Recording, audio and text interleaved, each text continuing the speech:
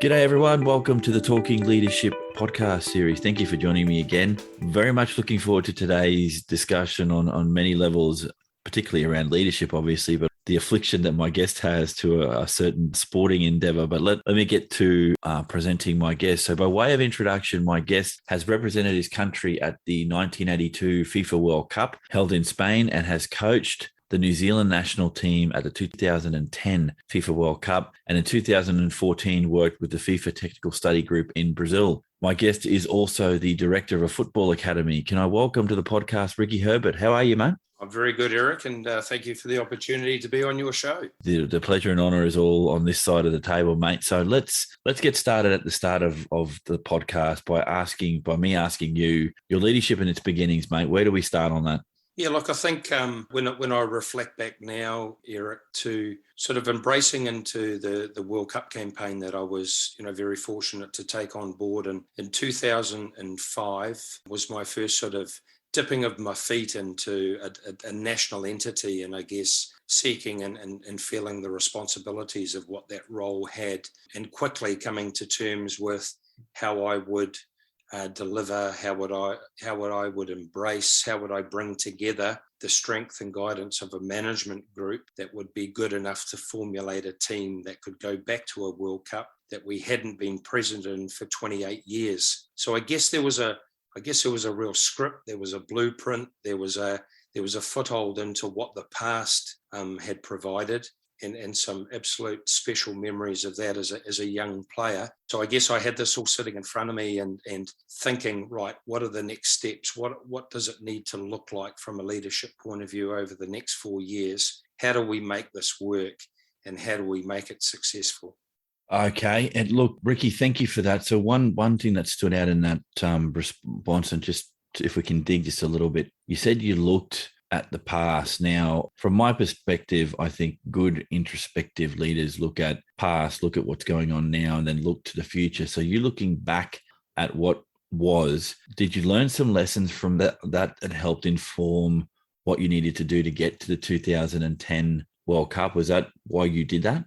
Yeah, look, I think, certainly looking back, I think, there were some prominent things in 1982. And I think, as I say, I was very young, only 21 at the World Cup. So, it was a huge honour to be part of a very, very iconic group of players at that point. But when I look at it and I sort of ring fence culture, commitment, dedication across that spectrum, and then I sort of glazed my eyes across what the coaching staff and management were like back then, albeit through some pretty small glasses and from a young kid's perspective, and how they took the approach to deal with senior players in the side, middle-aged players in the side, younger players, ambition players like myself, hoping the desire to not only make a squad of 23 players to represent and play in qualification, let alone go to a World Cup, but to be a starting player in the World Cup.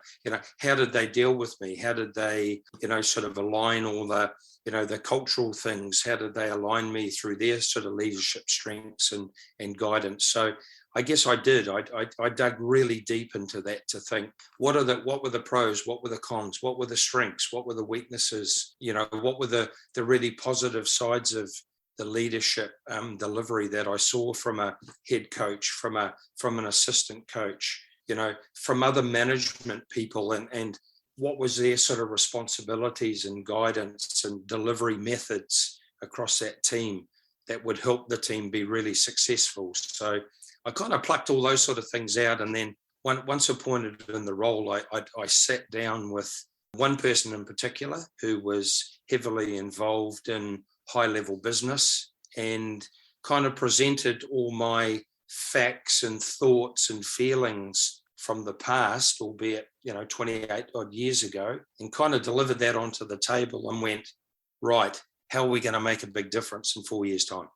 Oh, wow. That's amazing. And it's probably a good way to get a baseline for where you're at. And it segues nicely into my next topic area, Ricki. So if we can move to that, because I think these are very much linked. How do you then define leadership? For me, it's, if I kind of put it into some sort of quotation, and certainly flow off that and build from that, but, to have the ability individually or as a team of individuals to affect, influence people, in an individual or a collective way. So, I kind of looked at it to say, could I personally have the ability, to affect and influence players or staff in a way that would be positive and would generate a successful outcome?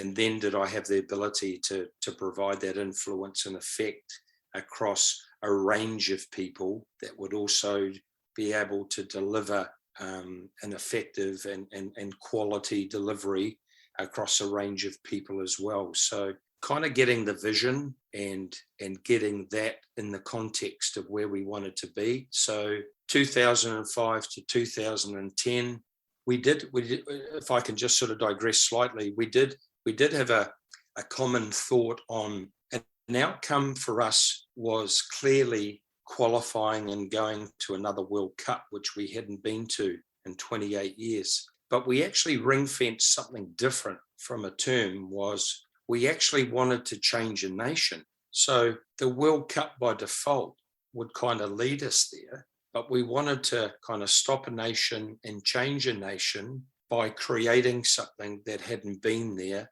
for such a long period of time. And I think, when I look back now, a sold-out stadium in Wellington to see the team win 1-0 and go back to a World Cup, and the ripple effect that it had across the whole of the nation, whether it was sitting behind a TV, sitting in a bar, actively involved in the stadium, live, it had a fantastic flow to the country. And we kind of felt, once we got that result in 2009 and it achieved the qualification to the World Cup, we'd actually achieved the other desire, and that was actually to change a nation. And we felt, and once that final whistle blew, that we'd kind of done that as well. So we set the bar pretty high, but we felt that we were probably touching it anyway. Yeah, I was going to say, mate, that's talk about lofty goals or goal setting. Let's see, qualify for a World Cup, change the perception of a country about what we do in our sport. Yeah, not too big a goal, 2 sets of goals there, mate. That's that's unbelievable. Look, I have to ask about goal setting, and this is something I haven't done a lot of in the podcast, and that's to my detriment because I'm here to learn as well. So let me ask you, when you were setting these goals, did you guys get blown away by the magnitude of what it is you were pursuing, or did you chunk it up so that you took steps to try and reach those goals? Because I have to say, as an outsider looking in, I've never been a professional athlete. I've never coached professional athletes. Was this something that was a challenge to the group of players and you and the people around you, or was it just, this is part of doing business, being elite athletes, let's just get on with it and get it done? Like what was the thinking there? Because the fascination for me on this is that taking a team with you to achieve a goal is one thing, taking that team and also in some ways asking them to change thinking nationally around a sport is quite another thing altogether. So talk to me about that if you could, please. Yeah, sure. Look, I think, and two really great points too, Eric. And I think, mindset changing, I think for me was critical. And, my perception, and I think I truly valued the opportunity of being a national coach. I think that was the first thing. And I think when you align that to the responsibility and accountability that you have, then my role, my description, my contract was about going to a World Cup. So our vision was clearly set that our outcome boundaries was to take this team to a World Cup. When you draw that back, given in the context of the playing group that none of those players were playing in a team that had previously been to a World Cup, so the outcome was going to be something completely different. They hadn't had a taste of it. So then the goal setting became divided, as you say, into different aspects and different criterias. But the vision was clear that we wanted a culture, we wanted players, we wanted aspiration, we wanted dedication, but we wanted thoughtful thinking, visionary players that truly believed in their hearts that they could take this nation back to another World Cup. So once we could instill the vision and we could make that clear and we could provide clarity, then we could start on that journey on how we thought collectively we could be successful to achieve that vision. So, and some of the players, and I think, the context that I was mentioning before about myself as a young player in 82, we were bringing young players into this group. We had some more experienced players and we had some senior players that were playing in some very good competitive teams around the world. So now it was a matter of actually bringing all those thoughts, all those qualities, all those strengths together. And I guess looking at the lowest denominator, really, Eric, and saying we needed to lift the lowest denominator in our group to the highest level that we possibly could, so we would have a minimal margin between what was perceived as being a top and bottom ratio within our playing group. So we worked effectively across that. And that was, whilst the vision sat there as our long-term objective, we then had to go to work with a lot of plans and strategies and processes to provide the information, the confidence to a whole range and different skill set of people that were in the playing group, as well as the management group, and providing them with their strengths and supporting their weaknesses for them to be on the journey to be able to provide the best possible delivery in whatever capacity they were engaged to deliver as well.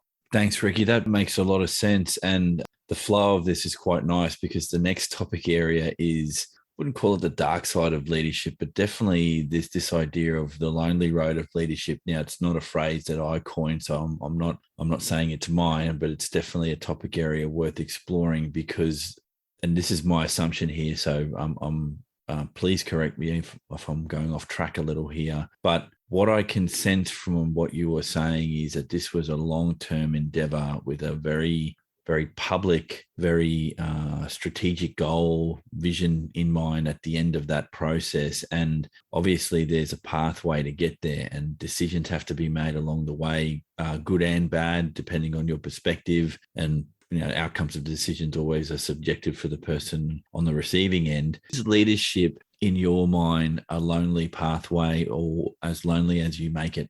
Yeah, I think were there lonely moments through my career, Eric? Absolutely. And I think, for me, that sort of pathway was clearly around, in my heart, making decisions and taking responsibility. And I think I always ring-fenced those two areas to say, Ricki, make decisions and accept those responsibilities. And, flowing off the back of that, I guess I wanted to underpin some areas that I believed were some pretty strong points that would support me, would support that journey, I guess would support that leadership position through that period of time, whether challenging or not. And I just made some points here, which I'll just roll through and then kind of build on. But I always stood for what I believed. So I was always very strong on the values that I had. From an honesty perspective, I always prompted and promoted open conversation. So I think it was always, the dialogue was very fluent, was very transparent across players and staff. I always wanted to take the pathway of being very humble and respectful and asked questions because I asked them because I wanted to listen. I didn't always ask questions because I wanted to have an opinion. I actually asked questions because I wanted to hear and I wanted to listen to the thoughts of a whole range of people. I trusted my staff impeccably. And I think from a responsibility point of view, I always entrusted them and empowered them to take the responsibility aligned with the accountability. And I think when they saw myself in a coaching position, making decisions and being responsible for those decisions, then they felt that they could make decisions and have the acceptance of their responsibility in their coveted role, whatever that may be, across that management group. And then just, full dedication. I mean, the team went first in terms of interest, not mine. So we were always promoting the team, the interest, the outcome, the vision, and where that could take people. So having that, and then I think when you get on that road, Eric, whether it's lonely or whether it's not, I felt that I was walking on a road that actually had some stability to it, that it gave me some foundation to feel not safe, because, and when I say safe, to be coaching a national team has a strong degree of vulnerability and opinion and context and results and where they're going and how that campaign's looking. But I felt by just laying down the foundations and providing that and feeling comfortable with that and delivering that on a day-to-day basis, that the lonely road would not be as lonely as it possibly could have been. Looking at national teams and the people, the coaches that are there to help them achieve a success, whatever that success looks like for that team and the management of that team, essentially the national coach is the focal point of media, is the focal point of armchair generals about whether they've done a good, bad, or indifferent job. And I think the public does a disservice to coaches and national coaches when they expect success all the time. And I think that is an unreasonable ask, and it links significantly to the next area that I'd like to talk to you about, Ricki, and that's about measuring success. So obviously you guys were successful in that you got to a World Cup, you changed the discussion nationally around the sport. There was a mindset shift that you helped to generate, and this is one sporting team that did that. So well done on that score. But obviously there are other measures of success as you went along. So can you maybe give us a sense of what those were? And I'm not talking about, you reached the World Cup, that's the end of success. What other things look like success for you as a leader taking this team to that World Cup, and even the qualifying process? So obviously there are a few setbacks if you've had a few losses. Now, I couldn't go back in the archive to find out on the campaign to the World Cup that you were coaching at, whether or not in 2010, whether in the qualifiers you had a loss or two before you got there, or did you have a straight run of wins? Yes, I think it's a good point too, Eric. And I think if I go back a little bit though in the campaign, because the campaign was about coming on board, getting a group of staff, what do they look like, selecting people that I thought had the right motivation, the right culture, the right blend to be part of that. But the program, from a football analogy and getting the campaign underway from a game perspective, was about, and I pitched this very clearly out into the media, was I wanted to play as many meaningful and challenging games as I possibly could within the framework of the financial components of the organisation and in the framework of the international windows and availabilities of the players. So these were international fixtures that were friendlies, but would lay the foundation for the main World Cup qualification that was going to come further down the track. So I guess I wanted to sense, and I wanted players to go through diversity, challenges, and whatever level they might be like. I wanted to understand, Eric, what the character of the person I had in my team and how they were going to respond when things weren't normal. So I wanted to provide different experiences for them. And just to quote one of those, in 2006, we were the only international team to play Brazil before they went to the World Cup in 2006. So New Zealand, Brazil, in Geneva, massive game for the organisation, but a huge challenge across management and a huge challenge across players. And as we moved through the progressional stages of providing those challenges, so we went into South America, we went into Europe, we played some home fixtures, that I would be in a far more knowledgeable position to sense the types of players that I needed when I knew that it was going to come, that we needed to get a result to go to a World Cup. So I didn't want to go on a nice pathway where the results were probably going to be way more favourable for me as a coach. I wanted to go on a pathway where I could provide the challenges for everybody, albeit that the results may look different. And I guess that was going a little bit back to the lonely road, that the campaign wasn't going to be about me and winning every single game as a national coach. It was about providing the right products, the right environments, and the right challenges that would give us the best opportunity of going back to a World Cup that we hadn't been to in 28 years. Yeah, that makes a lot of sense. And I guess the challenge for any national team is when the team's successful, it was the team that did it.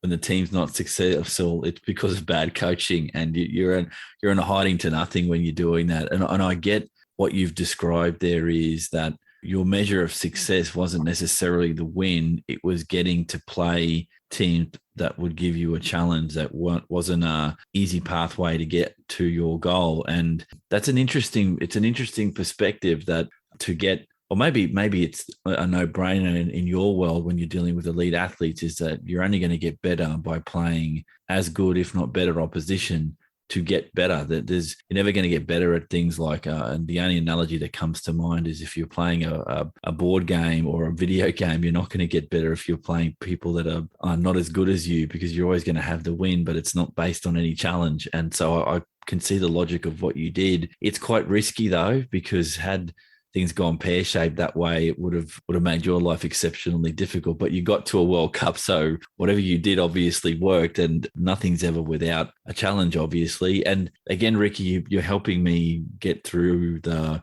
questions here by linking the different areas. So let's talk about leader capability. So you've hinted at what those might be, but let me ask you this. Has your perception of what are the most important leader capabilities changed over your career as a professional athlete and then into coaching? Has your lens changed, or fundamentally are those capabilities the same?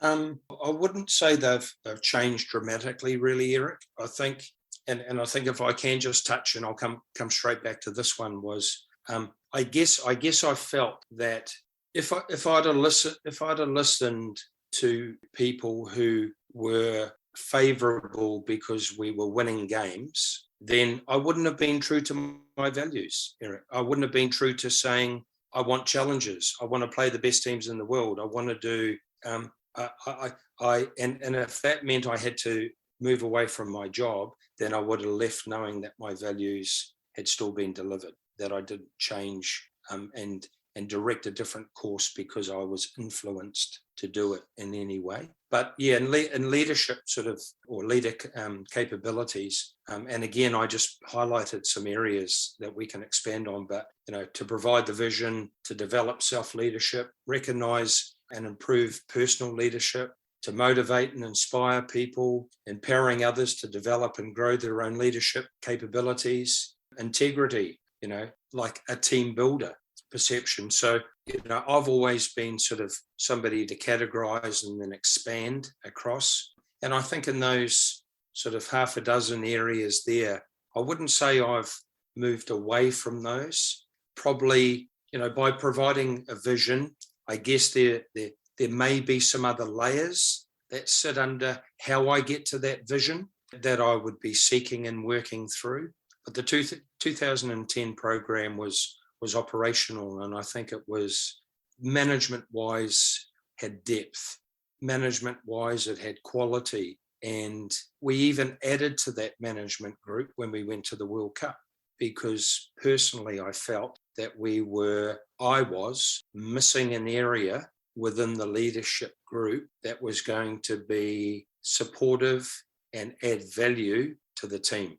And that was somebody coming on board to support me, to mentor me through that World Cup campaign when we went to South Africa in 2010. So again, I think, reflecting back on, it's not about the individual. it's how we can grow and how we can all grow together. And I think just having the ability to add those layers of support, experience and quality around you when you feel it's needed.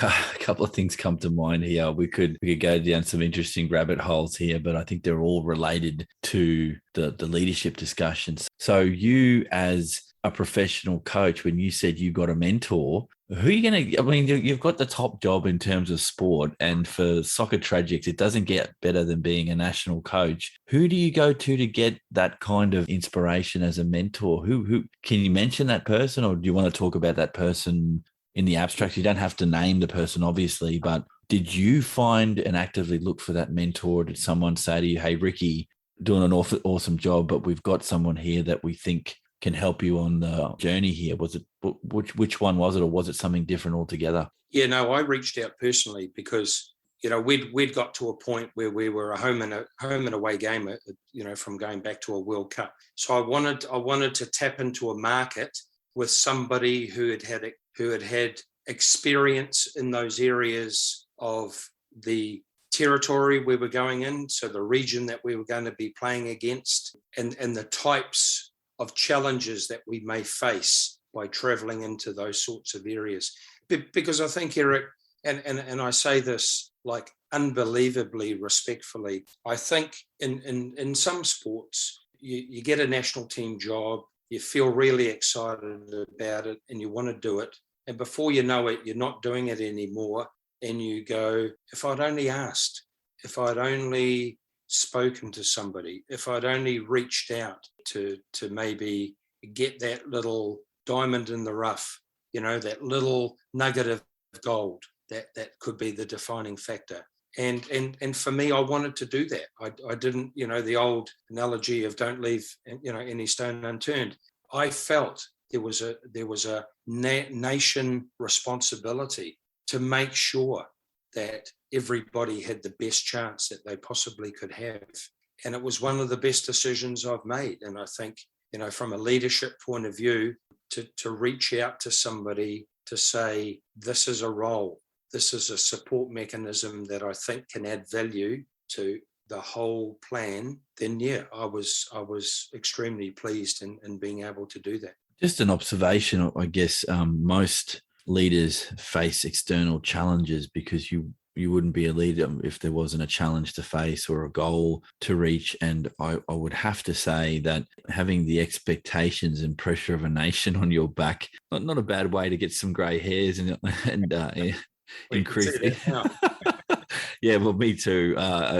To increase your stress levels over time, mate. And I don't understand how some people do it, but part of me, through the discussions that I've been having, I now have a much deeper appreciation for those crazies out there. And I'll put you in that box that want the challenge that is not just a little one, it's as big as you're going to get. And I can see why that is appealing to some people. And one thing that I wanted to ask before, and I think we're at a good spot here in the discussion for me to ask this of you, is it appears to me, and this is just a view, please challenge me if I'm on the wrong track here, Ricki, that you're a reflective kind of individual and you're a reflective leader. And I would put the following to you, that if you aren't a reflective practitioner, you don't know how to receive feedback and you don't know what to do with that feedback, then you're not going to be as optimally effective as you could be. Is that a fair call? Yeah, absolutely. And I think it's, I always valued that I could go to my hotel room, open the door, invite somebody in and have that meaningful conversation that tomorrow could make the difference for my football team to be more successful. Now, I might have that conversation with the management and I might not change anything the next day.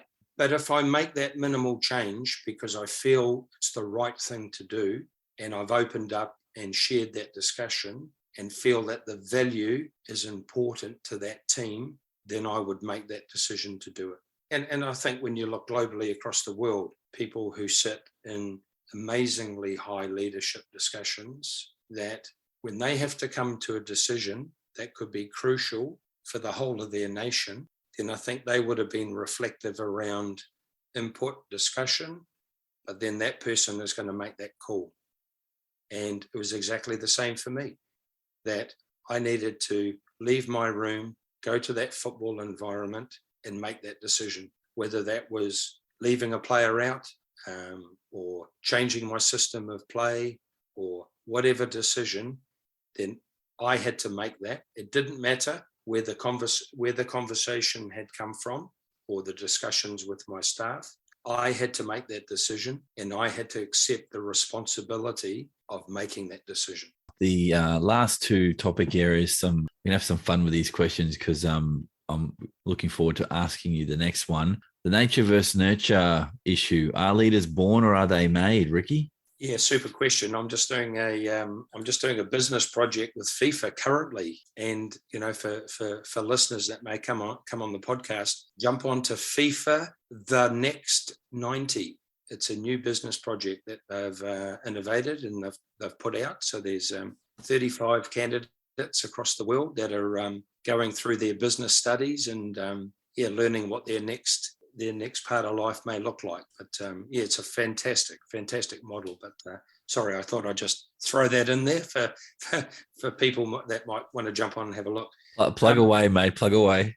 Yeah, and this was a topic, a leader's born or made, or kind of thing. So I guess predominantly, and gee, I'm open for opinions here too, Eric. Absolutely, but predominantly, I think there's a larger percentage of leaders are made, and I guess quantifying that and just in some simplistic terms around, you need to work hard to develop and refine your characteristics. So you can be put on this earth and you can have a lot of ingredients within the system, but then I think there's some really defining areas that groom and make leaders. Character, effort, and desire, I think, were just three simple terms that I'd put in a box that, what flows under character, what flows under effort, what do they mean, desire, to what, all those sorts of things. And I think leaders need to go through experiences, Eric. I think they need to, if I'm quantifying it to myself, to become a prominent leader in my sport, then I needed experiences to be provided, and I needed to work through those to fully understand, to come out, to be able to provide the highest level of leadership that could be successful. And I guess it's, through effort, through desire. And I think a lot of people will have an experience and then not want to have that experience again, and they won't become prominent leaders. And I think it's those people who love the challenge, have a very, very unique and strong characteristic, are powerful in the efforts that they have, and have an immense desire to want to be successful. So it's a fantastic topic, because I think, you got a Winston Churchill, for example, that, people will say were made in his time and his legacy. I guess now in 2022, if I'm reflecting on it, I'm probably saying that there's a larger percentage of leaders that have been generated, through being made, as opposed to, being there and born. On this question, Ricki, this topic area, there is no, from my perspective, there is no right and wrong. It's a matter of opinion because it's subjective. I would suggest to you, look, the interesting thing about what you've raised there from your perspective, and I'm not challenging this, it's just a view, is that, and you mentioned it about wanting to lead, that leadership is a choice. So the day that you decide not to want to be a leader, you don't want to make those choices anymore, there's nothing wrong with you. You're just not in the leadership game anymore. And I think the desire to lead has to be a driving force for those that are going to become effective leaders, because there's the good bits that come with being a leader, but there's also the elements where you have to make decisions. You have to make uncomfortable decisions at times. I would suggest to those listening that a national coach that cuts a player would be an extremely difficult decision to make. And I'm sure you've had some sleepless nights on this stuff. And so the human element there around leadership is that there's a need to make decisions, and that's why you're in a leadership role. And so this idea about being made in the context, you've come up through yeah, you'd want to be developing your people as you go along, because even in a team, you're going to have those that want to be part of the team and don't want to make command decisions, if we want to call it that, versus those that thrive on it because they want to see the team succeed in a different way. And this comes back to something that's been coming up a lot in my discussions is you don't have to have the title to be a leader, because you can lead at different levels within a team. And I'm sure you saw some of that as you were training these young professionals up. But you also did mention that you had young guns coming in, established players, and those players that were potentially at the end of a career. So it's quite a mixed bag to try and get a team to function when they're not all homogenous, they're not all the same, and they've got different life experiences. And I would suggest, from what I can see, that if you've got national players that play in a domestic league versus players that are playing in Europe or South America or Africa, wherever they're playing, once they leave the home nest, they're playing in a different environment and they learn different things. So massive challenge, I guess, when you're dealing with professional people, but it's the pathway you chose. And it's mate, I've got a million other questions here, but they're not leadership related, so I'll get back to the topic now. Ricki, the final topic area, this is one, looking back, if you had the ability to go back in time and talk to a younger version of yourself, what would you say to yourself about being a more effective leader? Yeah, super point. And I think, again, just touching on what you said, Eric, I think, part of our process was, and it's a very modern term now, is implementing leadership groups within your sporting culture, business structures, etc. So I think you're formulating a different level of leadership, which is flowing down to other people, which is then uplining to the person who's making those final decisions. But yeah, look, if I was looking back, if I was in a conversation with an up-and-coming young aspirational coach, then I'd be really keen to understand kind of where that person wanted to go and how they thought they could get there. Because I think in the modern times, it's about sometimes applying for a job, getting the position, and then failing. And not every person, not every coach in sport is going to be successful.